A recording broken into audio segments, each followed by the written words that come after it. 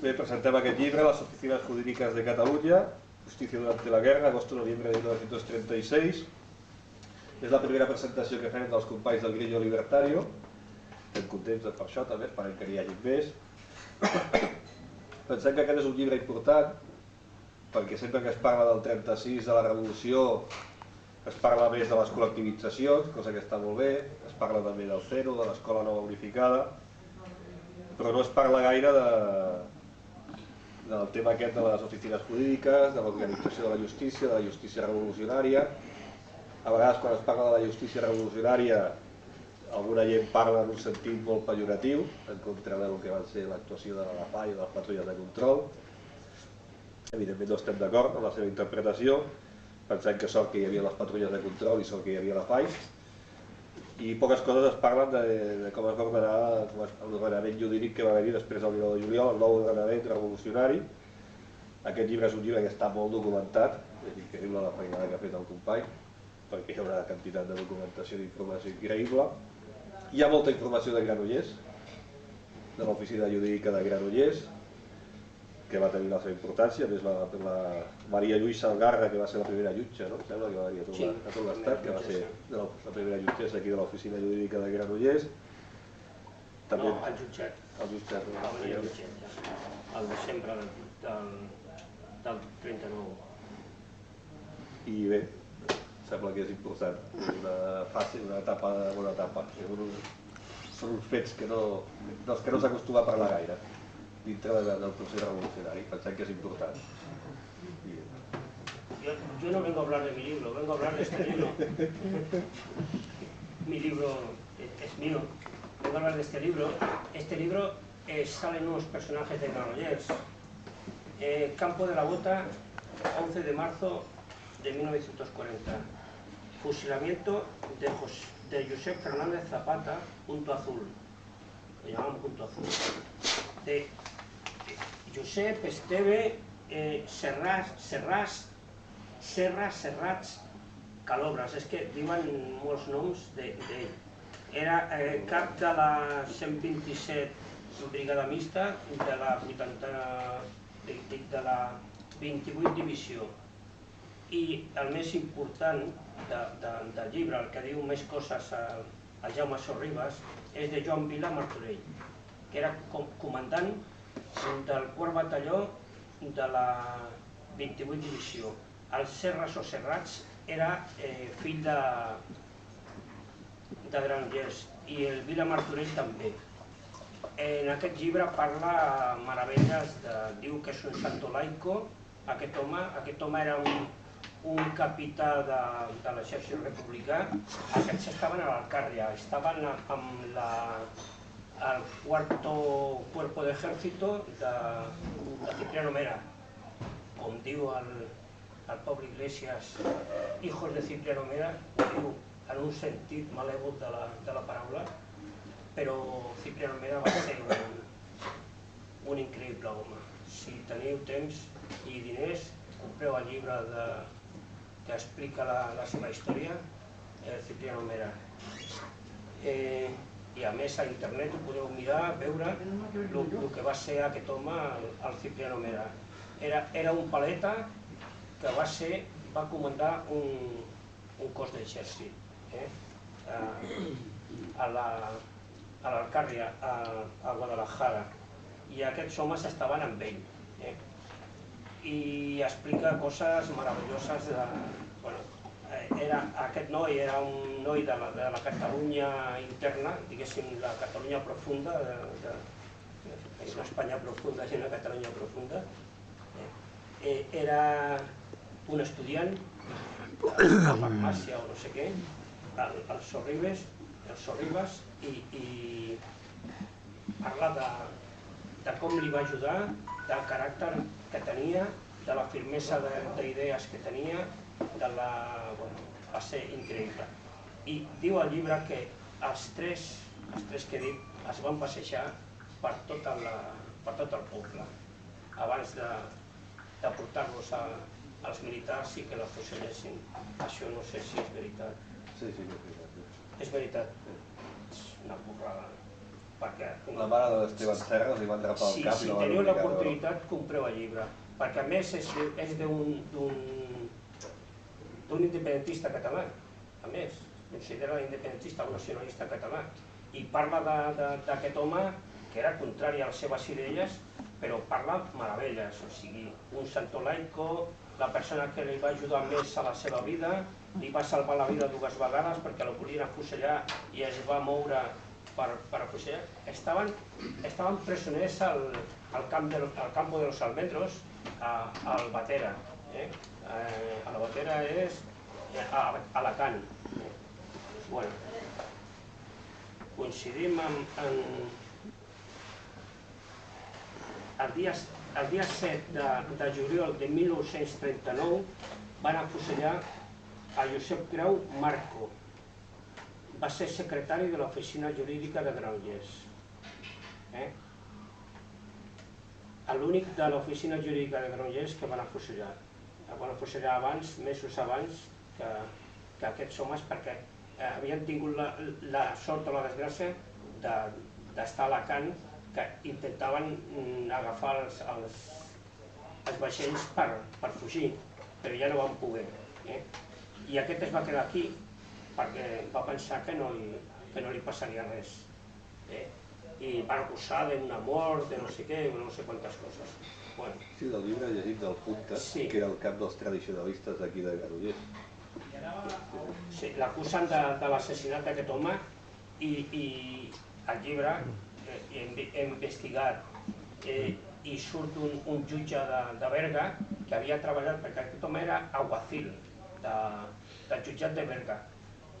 Josep Grau Marco era alguacil del jutjat de Berga quan va passar el del 6 d'octubre de 1934 i va agafar tota la gent que estava per el problema de la rebel·lió que va haver aquí a Catalunya en aquell moment i es va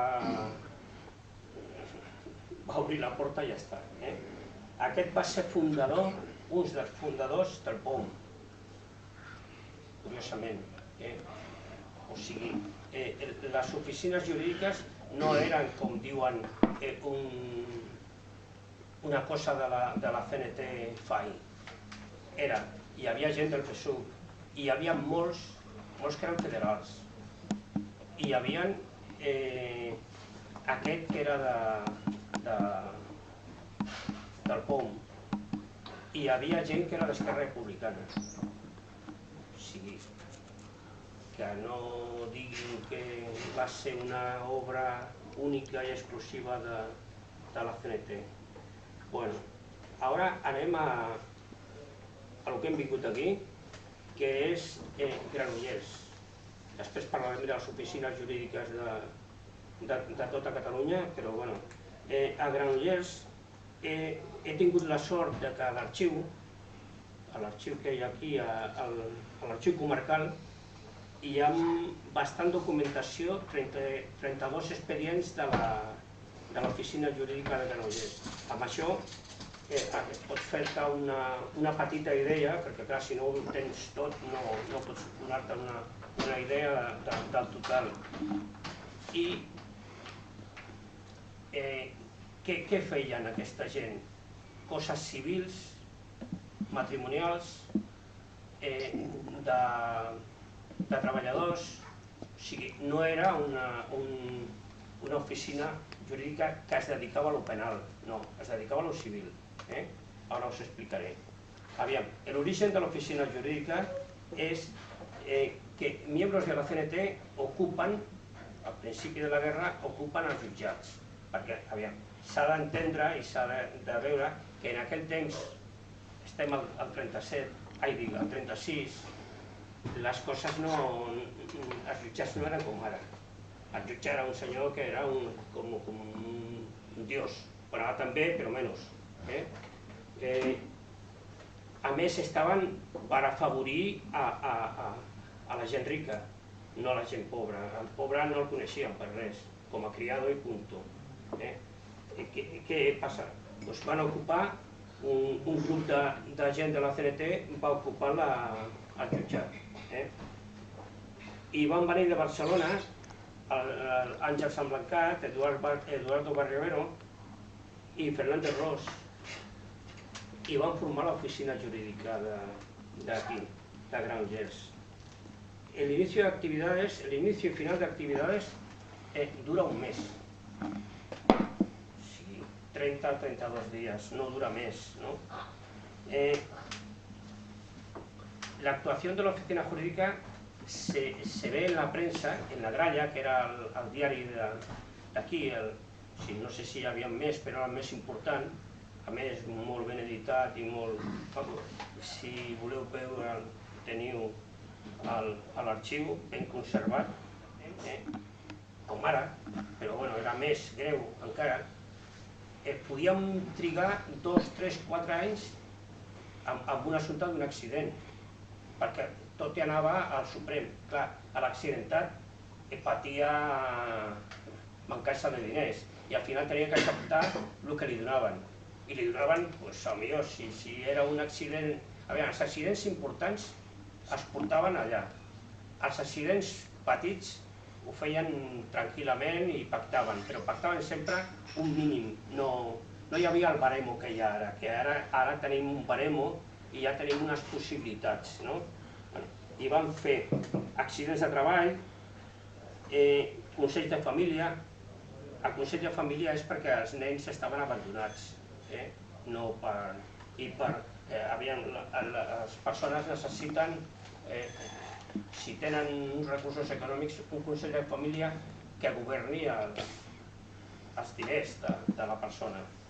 Reclamacions d'herències, reclamacions de quantitat, que anem a lo civil, i un munt de consultes, més de 100 consultes, que després, en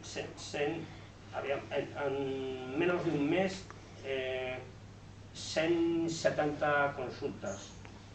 Després, una altra vegada divorcis, reclamacions de quantitat, reclamacions d'herència, reclamacions de lesions per accident de treball, acomiadaments, pagament d'hores extraordinàries, reclamacions per accidents, devolucions de fiances. Era el que tractava l'oficina jurídica d'aquí. No tractava de res més. Ara anem als expedients de l'oficina jurídica. Ja he dit que aquí es conserven 32 expedients i jo vaig mirar tot el que era el 36 dels expedients judicials que hi havia aquí al Arxiu Comarcal del Vallès Oriental i vaig separar-los perquè tinguéssim, perquè el que vulgui consultar pugui consultar allà, perquè eren potser 400 expedients, però d'aquí he tret els 32 que eren de l'oficina jurídica, perquè tampoc tenien...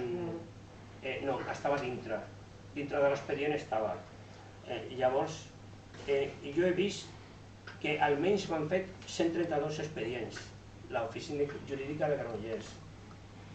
Possiblement siguin més, però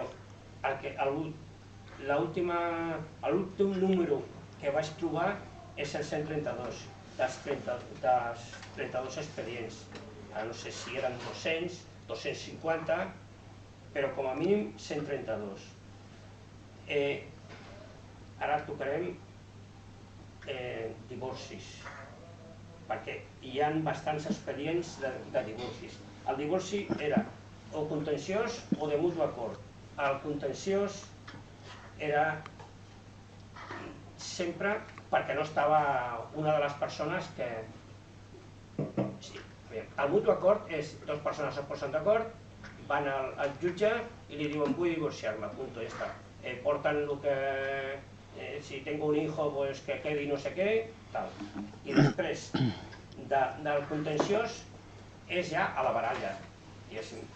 Però aquí tampoc era possible perquè un d'ells havia marxat, estava o fugit o un paradero desconocido. I van fer bastants... Hi ha un... El jutge que van nomenar com a jutge de l'Oficina Jurídica de Granollers era José Juan Serna, José Juan Serna, que era un advocat. Aquest és el que dictava totes les sentències dels expedients de l'Oficina Jurídica de Granollers.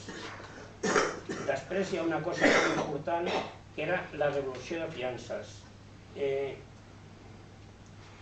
Quan hi havia un tema penal,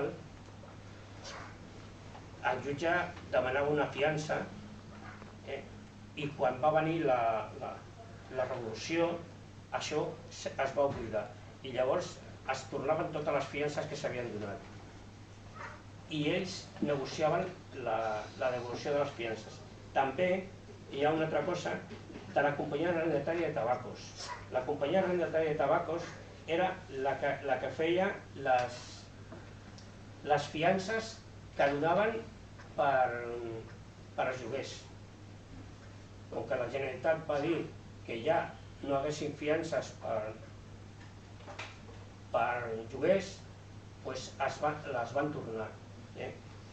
I a mi m'ha servit molt tota aquesta de la devolució de fiances per veure també coincidint amb les altres oficines, i coincideixen bastant. Després, tractaven d'alquileres, impago de rentes, accidents de circulació, un atropello per un camió, un problema d'una mort per un accident de circulació també, assumptos laborales, per accident de treball, reclamació de les extraordinàries,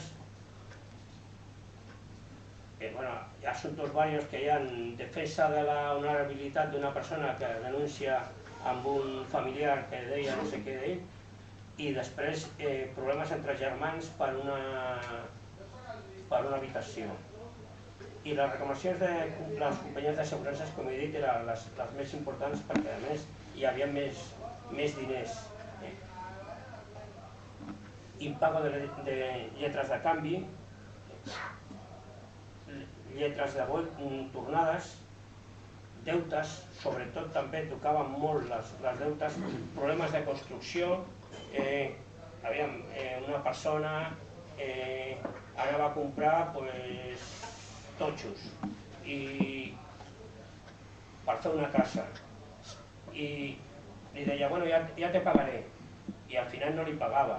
Llavors van anar a l'oficina jurídica i va pagar. El destí dels diners recaudats per l'oficina jurídica, l'oficina jurídica cobrava un tant per cent dels casos. Si eren 200 pessetes que tenien que donar, li deia el 10% o el 20% per l'oficina jurídica. L'oficina jurídica va donar aquests diners, els va donar per les milícies. Indubtablement eren les milícies que hi havia aquí al poble. Aquí la majoria eren de la CNT, com a tota Catalunya. I suposo que també donarien al POM. El control de l'oficina de Granollers ho feia gent del sindicat de la CNT d'aquí. Al final de l'oficina jurídica de Granollers va ser un mes després de la seva constitució. Aquí, ara parlarem dels membres de l'oficina jurídica de Granollers. Un d'ells va ser Antoni Fernández Ros, que era un advocat de l'oficina jurídica de Barcelona, que va venir aquí i va ajudar al José Juan Serna. José Juan Serna, curiosament, va néixer a Albatera, Alicante, a prop del Campo de los Almendros, on van anar tota la gent, tots els militars de la República que no van poder fugir. Un camp de concentració bestial i aquí ho explica aquest home i esgarrifa. Aquest home era un advocat de Barcelona i es va fer responsable de l'oficina jurídica de Granollers. Tots els expedients estan signats per ell i totes les sentències. A més, estan curiosament bastant bé. aviam, dintre del que era aquell moment revolucionari. Aquest home, al final de la guerra, va tenir... Bueno, aquest home va ser després fiscal a la província de Lleida. I al final de la guerra va anar a l'exili a França. És el que sé més de... El Josep Grau Marco havia nascut a Binèfar, Huesca. Aquest home era casat, era advocat, l'únic que era alguacil. I després va ser el secretari de l'oficina jurídica d'aquí, de Granollers. Al final de la guerra el van agafar i el van posar els militars i van fer un consell de guerra i van dir, bueno, no sé quantes coses d'ell. Deien que havia assassinat el José María Puntas, que era el jefe dels carlins, però, curiosament, diuen, un denuncia, el denunciant diu que havia escoltat d'un altre, de José Sánchez Ferreiro, que a la vegada havia escoltat d'altres, o sigui, és curiós, que havia remei i ja està. Com que quedaven expedients, alguns d'ells van passar al jutjat normal. Aquí hi havia, van nomenar el 5 de desembre del 36 una jutgessa, que era una advocada, que estava a l'oficina jurídica de Barcelona. Jo no he trobat de coses de l'oficina jurídica de Barcelona que signés la Maria Lluïsa Algarra, però aquesta dona, una dona gran, rosa, amb una veu molt maca, segons diu un que l'entrevista en un diari. A més era escriptora, va estar a la revista Companya, i aquesta dona al final va marxar a l'exili a Mèxic. A Mèxic va fer televisió, guions de pel·lícules i algun llibre. I va morir bastant jove, perquè era en aquell moment de la guerra, el 36, devia tenir 21 anys.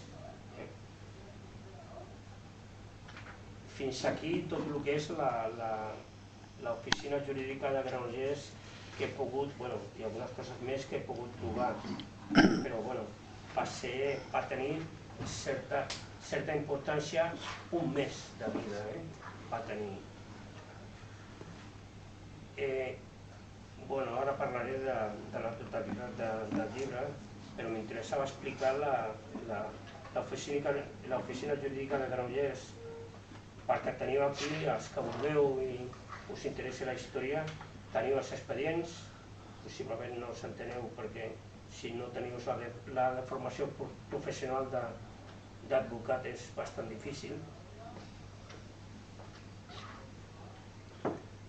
però teniu el diari La Gralla, que també explica alguna coseta i diu alguna coseta i està allà sencer i molt ben conservat.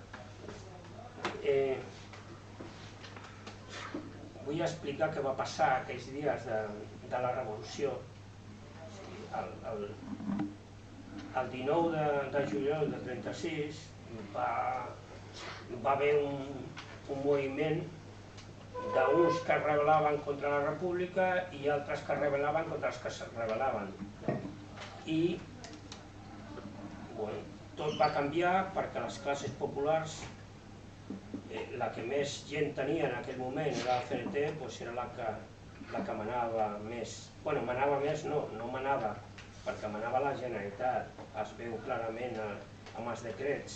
O sigui, aquí l'autonomia de Catalunya en aquell moment va assolir més força, bastant més força, feien decrets que no podien fer-los per la Constitució, perquè deia que el tema civil no podien tocar, que no sé què, no sé quants, però tocaven tot. tots els temes de la... O sigui, va ser bastant més que una autonomia en aquell moment.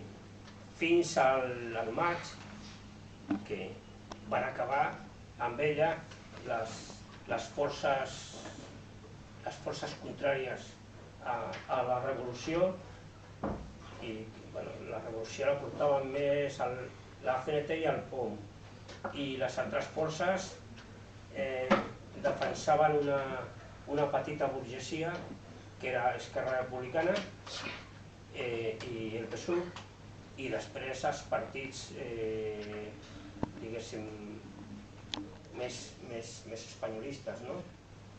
Com, bueno, ja ho diré, és Izquierda Republicana o la Unió Republicana, que eren molt pocs, però bueno, aquests tenien la força que li donava al Congrés de Madrid. Van venir i van acabar amb la revolució en 4 dies. Van venir militars, policies, guàrdies civils, que eren la Guàrdia Republicana, i l'autonomia que tenia Catalunya es veu clarament el 7 de maig, o al maig, a partir del 7 de maig, van acceptar, si mireu el DOG de l'època, veureu que totes les lleis de la República les van agafar aquí com seves.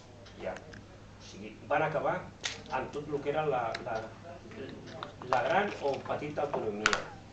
La CNT, curiosament, no va intervenir contra l'autonomia de la Generalitat per res. O sigui, ells deien que no feien política i que no els interessava tampoc massa tot el que era la justícia. Les oficines jurídiques van començar la nit del 10 a l'11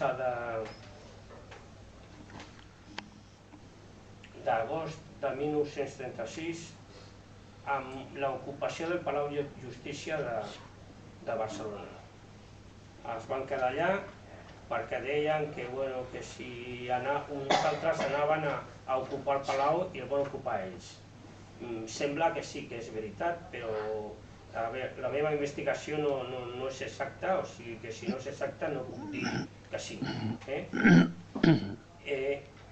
I van mirar tots els expedients, tot el que era, van deixar entrar la premsa, no van interferir per res. Els jutges en aquell moment estaven fugits o estaven esperant, i els funcionaris igual esperant nous temps per quedar-se, i ells van començar, van cridar va venir el Samblancat, l'Àngel Samblancat Salanova. L'Àngel Samblancat Salanova era un exdiputat d'Esquerra Republicana, però era federal,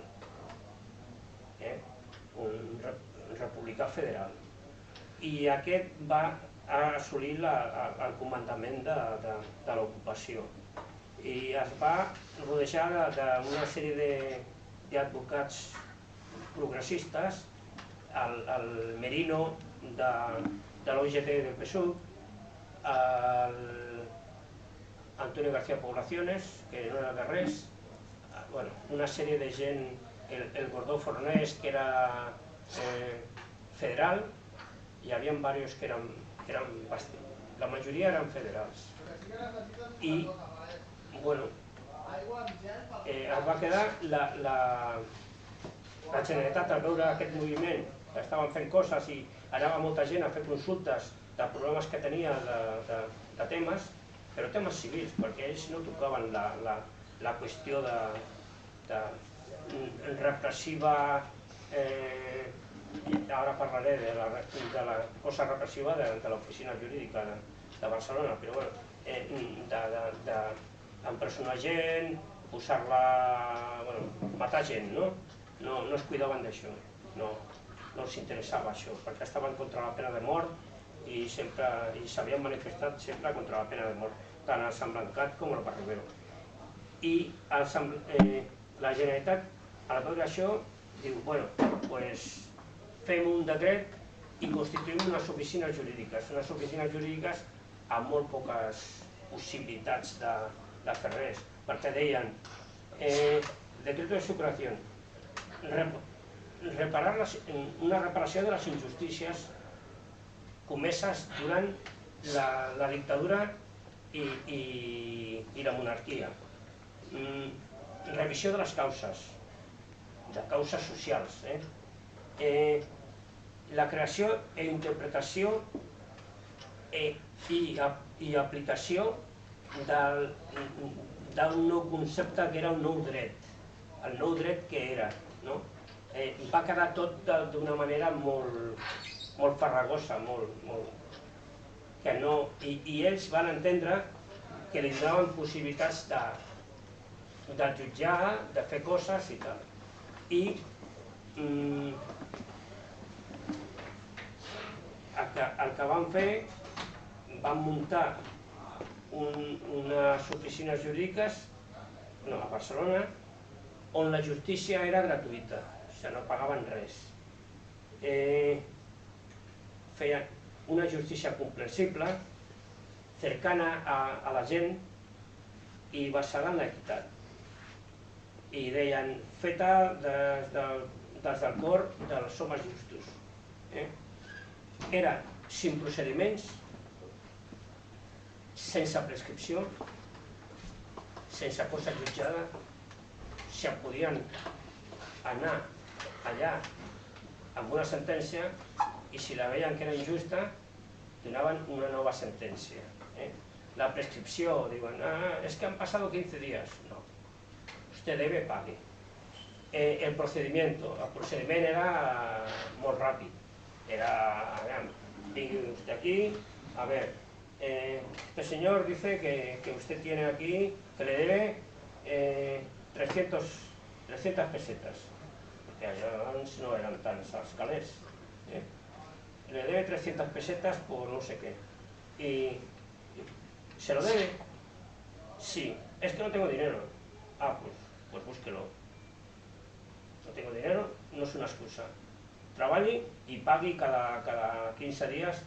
I ja no feien sentència, ja feien... Si quan anaven a la sentència, anaven quan ja era una mica més complicat, que l'altre s'oposava, però si no s'oposava, a vegades anava un, també va passar aquí a l'oficina jurídica de Granollers, que anava un i, sobretot per deutes de lloguer, aquest senyor em deu 500 euros i després li va presentar a l'altre, li va presentar menys 50 euros. Ai, dic euros, a la causa de la burgesia catalana. Era la gent del tèxtil.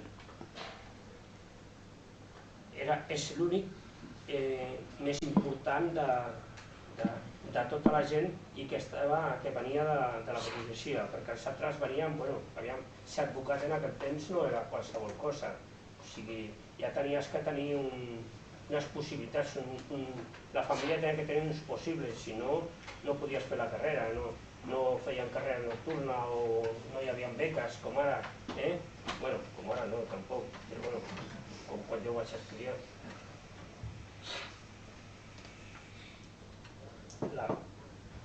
I aquest home, el Quintana, va ser el que va fer després el que són els cementeris clandestinos. Va ser el jutge especial que van nomenar per als cementiris clandestins. O sigui que va ser un home bastant just i bastant recte amb les seves decisions. Al final de les oficines jurídiques va ser que l'Andreu Nin, com he dit, per la qüestió del Consell de la Generalitat, van decidir acabar amb les oficines jurídiques. i les van treure. El nin era un home que de dret no sabia res, sabia molt de política, molt de qüestió social, molt de tot. Es va creure que ell podia fer alguna cosa, però desgraciadament al final el van assassinar de la forma més asquerosa i més vil que poden fer d'una persona. Jo crec que estava bastant mal assessorat a nivell de justícia. No sé qui era, ja ho investigaré, qui era el que l'assessorava, perquè no podia fer uns decrets com van fer, perquè no tenia coneixements jurídics, algú li va ajudar, com el propi el que va ser de la CNT de Justícia, García Oliver. García Oliver tenia Mariano Sánchez Roca, que era un jurista molt important, el que li feia els decrets. O sigui, no era ell el que... Ell donava la seva idea, però no era el que es feia, perquè no podia fer-los perquè no tenia coneixements jurídics. Aviam, per finalitzar, acabem amb la dissolució de les oficines jurídiques. Va ser a l'Andreu Nin,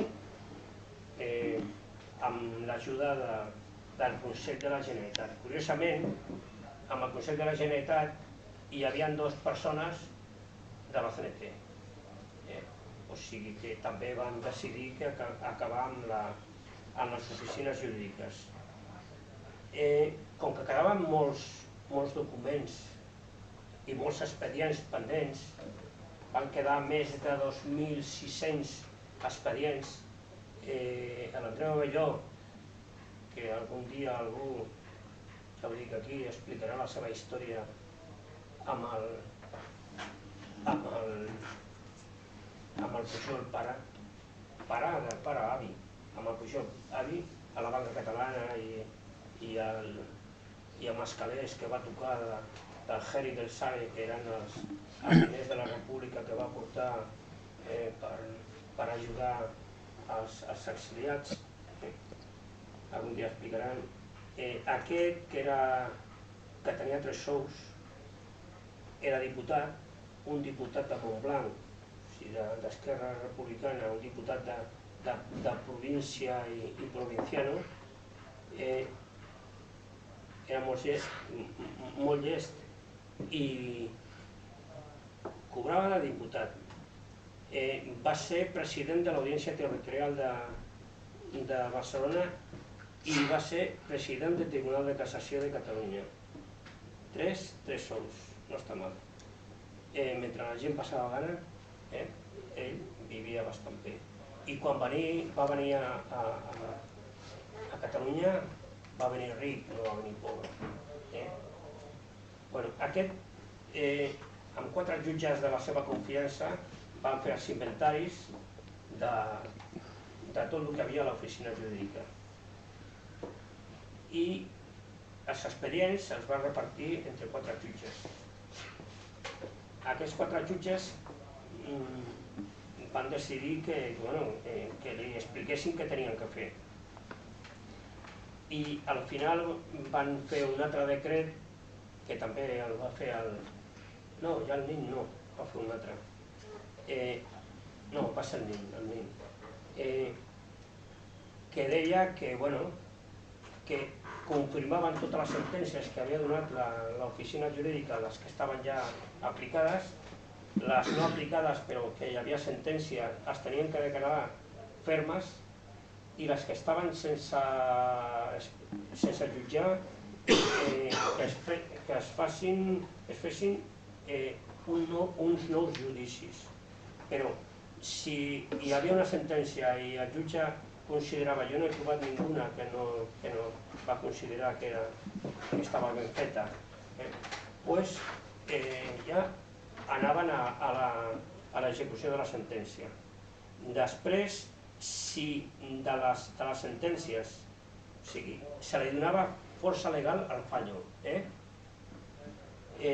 dels expedients sense jutjar anava a un jutge de primera instància i aquest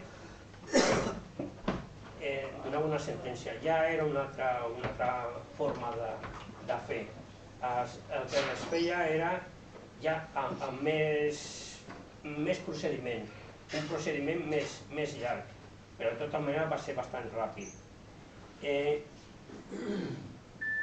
Si no estava conforme a una de les parts, si no mostrava la conformitat, es podia anar en apel·lació a l'Audiència Territorial.